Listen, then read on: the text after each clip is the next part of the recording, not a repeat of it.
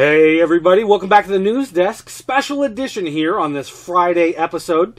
Now, I haven't had a chance to do the comic book podcast, vidcast, News Desk, update, whatever you want to call it, and I didn't get a chance to do the video game one because I bought a new car this week. Well, actually, it's a used one. Well, and actually, it's also a minivan, but, I mean, that made sense. I've got kids, and with my wife's side business and stuff, but, you know, whatever. Regardless, I've been doing a lot of stuff with vehicles the last couple days and didn't get a chance to do any videos. So, we had talked before about the idea of fusing some of them together. We're going to try it today. Comic book video game fusion on this special Friday edition of the News Desk.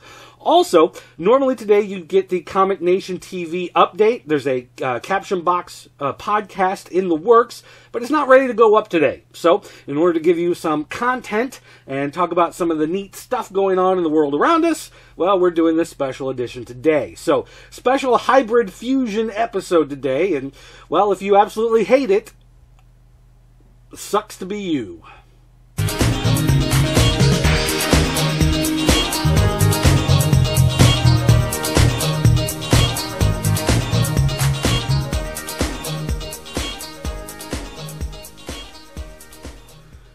Alright guys, welcome to the show today. We're going to start off by talking about comic books. Now, of course, a lot of people worried about print versus digital as digital comics take off, but it looks like print's still doing a pretty good job.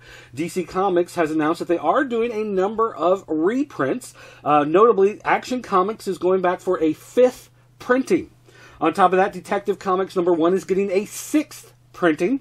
Batman #1 is getting a 4th printing. Batman 4 is getting a 3rd printing. The Dark Knight #1 is getting a 3rd printing. The Dark Knight #6 is getting a 2nd printing. So, again, big numbers from DC, reprints.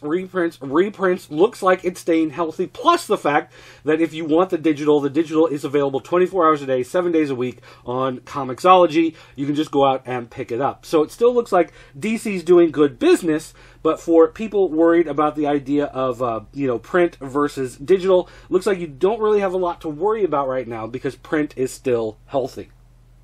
All right, some other news going on.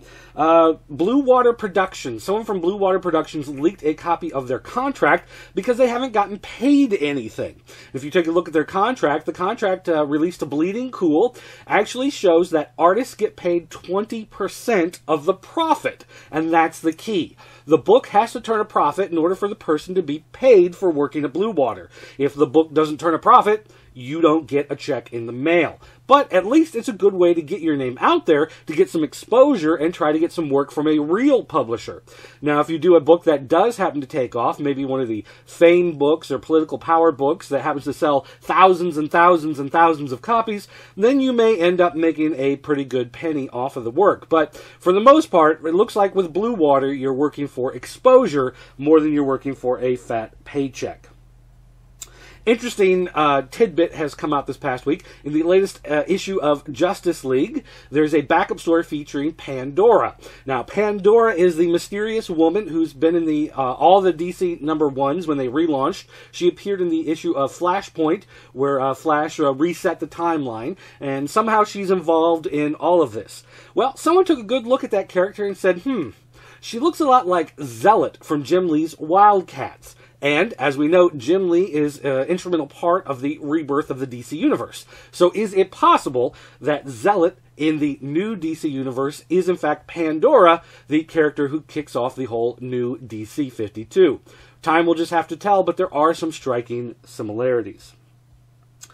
Let's see. Next up, Sean Von Gorman has created a new book. It is called The Secret Adventures of Houdini. He really wants this book to sell out. I believe it's a trade paperback. And so in order to promote his book, he has handcuffed himself to a chain that he chained to the light post outside of Forbidden Planet Comics. So, if you're, happen to be in the area of Forbidden Planet, you can stop by, say hi. Also, you can pick up a copy of the trade paperback and try to get him off the street. It's kind of a fun little, quirky thing that he's doing to draw attention to his book. Not hurting anybody, so right on, whatever. Next up, we got some announcements from Marvel that Jonathan Hickman is leaving the Fantastic Four books. He's got other stuff in the pipeline he's going to move on to. I liked Hickman's run at first. I pretty much gave it up when the Human Torch came back in less than a year, and so I have no idea how it's holding up. I think S.H.I.E.L.D., though, happened to fall apart on him. We'll just have to wait and see where he goes from here. Also, Bendis is leaving the Avengers. He is taking over the X-Men books. He says he's got some other stuff in the works that are much bigger than just taking over the X-Men books. I don't know if he's got some sort of big crossover planned or, what the big deal is, but leaving Avengers and now focusing on X-Men. Hopefully he's got some long, 8-year plan, for the X-Men, just like he happened to have with the Avengers. Todd McFarlane has been ordered to pay Neil Gaiman for their copyright little tiff that they had about Hellspawn, Angela, Medieval Spawn, all of that fun stuff. The judge has ordered $382,000 plus interest. And with interest, that may make it close to $450,000. So, I guess, Todd, you gotta respect creator rights. How odd is that? Next up, let's take a look at video games. Alright guys, video game news this week. First up, PlayStation Vita has sold 1.2 million units worldwide and 2 million software units. Now, some of you are thinking, I don't know, is that good? Is that bad? Well, Jack Tretton, president of Sony USA, said he hoped that the Vita would sell 500,000 units in the United States in the first 3 weeks. They've hit 1.2 million worldwide, and it's only been about a week or so that it's been out in the US. So, that's pretty good at how it's selling. We'll just have to see, how quickly it continues to grow. The fact that they have sold 2 million software units is a pretty good sign that people are buying extra games to go with them, so good on them for that. Next up, the developers of the game Joustin' Beaver are suing Justin Bieber because the handlers of Bieber are suing the makers of Beaver.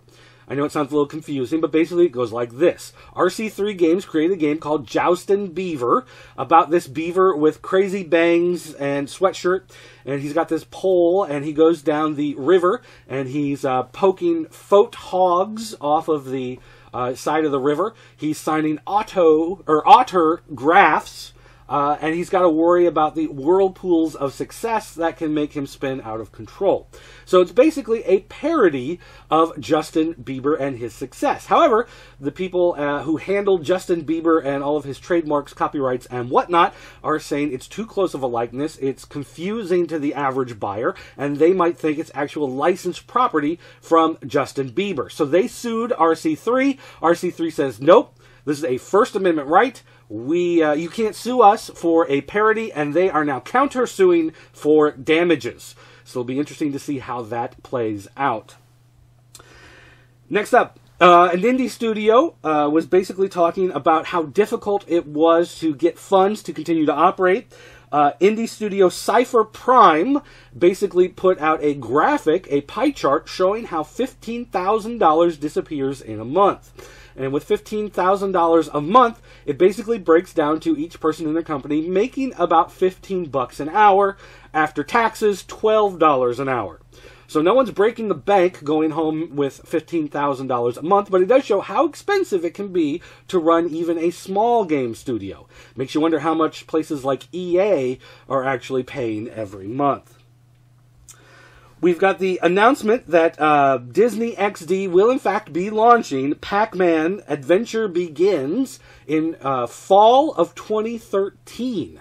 So over a year away until you can get the new Pac-Man series. So apparently it's something that they're putting a lot of effort into.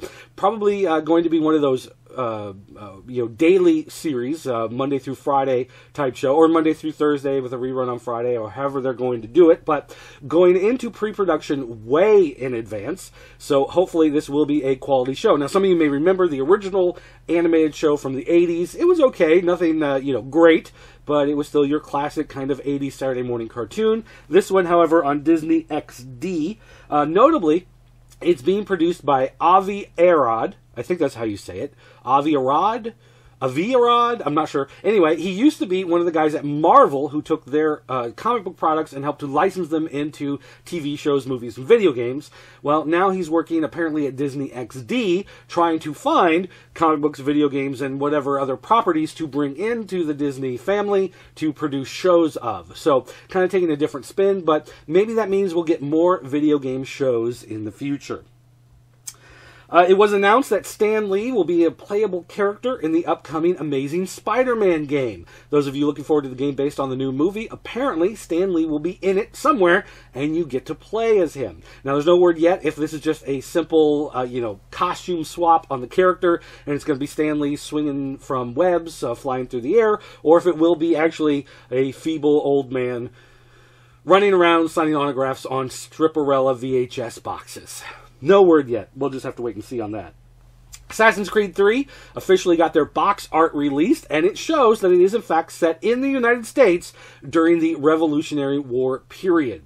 They're showing that it will have the British Redcoats, of course the American Army, and it will have the Native Americans available. So, looks like it will be very interesting. We'll have to see how that one turns out. And this is Assassin's Creed 3, so this is a full-on sequel with a lot of production going into it. Kid Icarus Uprising is coming to the 3DS, and it includes augmented reality cards. Now, augmented reality cards use the camera on the 3DS in order to show you what appears to be a three-dimensional model floating, in front of you through the little viewfinder on the 3DS. Now, each game is going to come packed with 6 cards. However, they say there will be hundreds of cards available. So when you buy your copy, your 6 cards may not match the 6 cards that your best friend has. And they are going to be, hopefully, selling cards in packs separately in the future. They are trying to coordinate trading days and events where fans of the games can get together and trade their cards, swap them, and they can even battle. Almost sounds kind of like a little pocket monster game I heard about one time. Trying to collect them all. Let's see, what else do we have here? Battlefield 3 Aftershock. This game went onto the iPad. It was available in the app market. This was a Battlefield 3 tie-in game. Apparently so lousy, EA pulled it off the market last week, said that they were going to retool it, reevaluate it, see what they could do to make it better because people just thought it sucked. Well, as it turns out, the way to fix it is to throw it away. They've said it will not be returning to the App Store. The servers will remain online until the end of March, and then they're shutting them down, and they're forgetting that the game ever existed. So I don't know if this was a paid game, or if this was a free download, but if you're one of the ones who happen to have it, play it all you want now, because it is going away.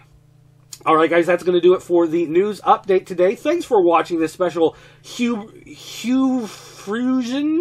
hybrid fusion episode. I don't know, I was trying to come up with a word there and it just kind of fell apart on me. But if you'd like to leave a voicemail, don't forget you can call our 24-hour voicemail line. It's area code 217-953-4025.